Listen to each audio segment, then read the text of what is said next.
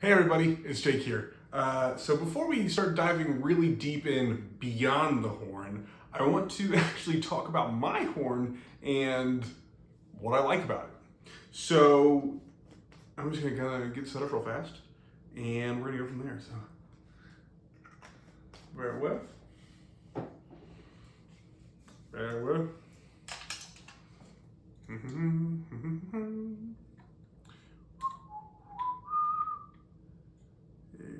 Always have to get the reed right. Any saxophonist that tells you that they can put the reed on perfectly every time, they're wrong.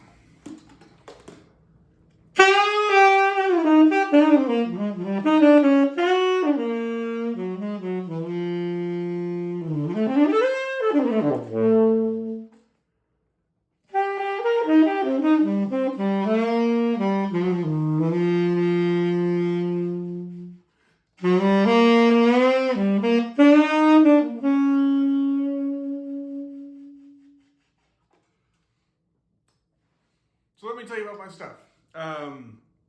I play what is, in my opinion, the best saxophone ever made, a Buescher Aristocrat. These horns were made from the mid to late 30s to 1963 officially by the Buescher Company in Elkhart, Indiana. And they were known as a classical professional horn. So the design of these is built to have a very warm projection that isn't overly bright, isn't overly powerful. It's just warm and nice. This particular example is a little bit of a treasure. I recently acquired this while I was overseas and found it maybe waiting for me, I'd like to think so, but completely untouched, never owned, never played in its original case, which I very carefully packed and brought back to America with me. And this is from 1945.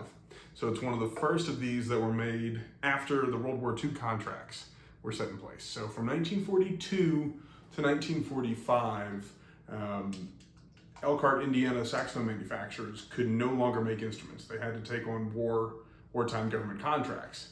And the Buescher Company made altimeters for planes, and actually, it was something that I guess they were so good at that they continued doing so after the war. But this saxophone right here is probably one of the first saxophones that was made after the war, if not one of the first couple hundred instruments. The serial number puts it right at that time. So I just love it. As you can see, it's known for its big B. I don't know if you can see that, but on the Series 2 Aristocrats, that engraving gave it its name. It had small variations throughout the life of the horn until the Soundmark Company bought it in 1963. But this is a prime example of what a vintage American tenor saxophone is supposed to sound like. I play a Dukoff fluted chamber at the moment, and just a regular old Van Doren traditional Blue Box 3, because I think the sound should just be easy, and it's about what you play. So I'm gonna play a little bit, and let me know what you think.